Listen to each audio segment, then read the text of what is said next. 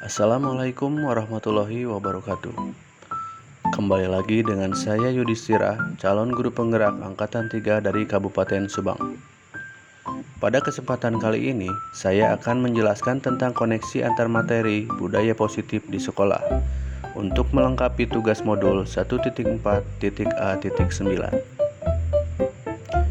Budaya positif di sekolah adalah suatu cara, keyakinan, dan nilai-nilai yang dimiliki bersama oleh warga sekolah untuk mewujudkan visi sekolah. Budaya positif di sekolah merupakan suatu hal yang harus dibangun, tidak berdiri sendiri, melainkan satu sama lain saling terintegrasi dan saling mempengaruhi.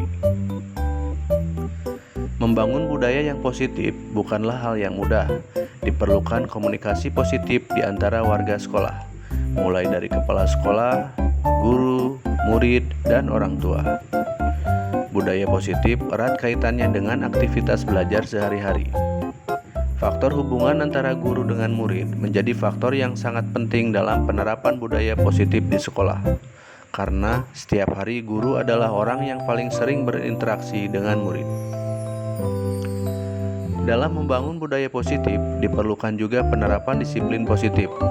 Namun, untuk menerapkan disiplin positif, ada beberapa pemahaman yang harus kita pahami terlebih dahulu, yaitu 1. Perubahan paradigma stimulus respon lawan teori kontrol. Dengan teori tersebut, kita dapat memahami miskonsepsi tentang kontrol dan selanjutnya mengadakan perubahan paradigma stimulus respon menjadi teori kontrol. Kita juga melakukan refleksi atas penerapan praktik disiplin yang dijalankan di sekolah. 2. Arti disiplin dan 3 motivasi perilaku manusia. Kita dapat memahami konsep disiplin positif dihubungkan dengan teori motivasi perilaku manusia serta konsep motivasi internal dan eksternal.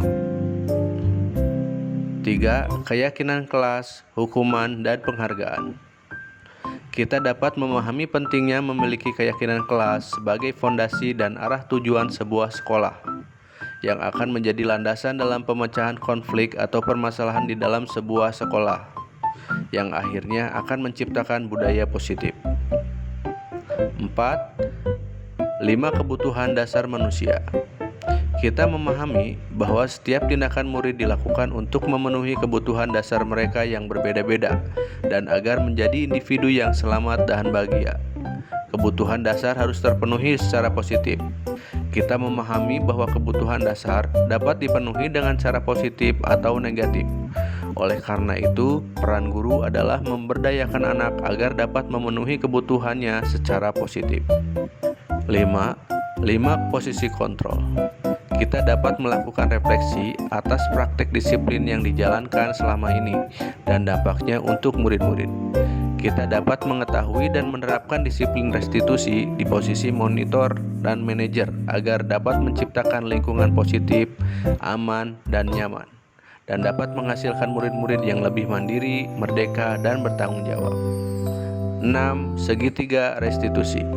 Kita memahami dan menerapkan restitusi melalui tahapan dalam segitiga restitusi sebagai salah satu cara menanamkan disiplin positif pada murid sebagai bagian dari budaya positif di sekolah agar menjadi murid merdeka.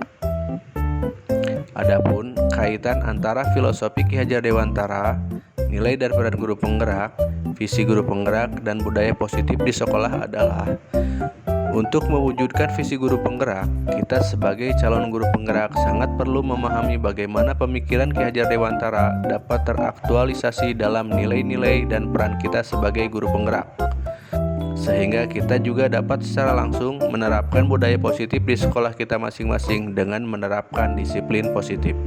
Demikian koneksi antar materi dari saya. Terima kasih atas perhatiannya. Wassalamualaikum warahmatullahi wabarakatuh.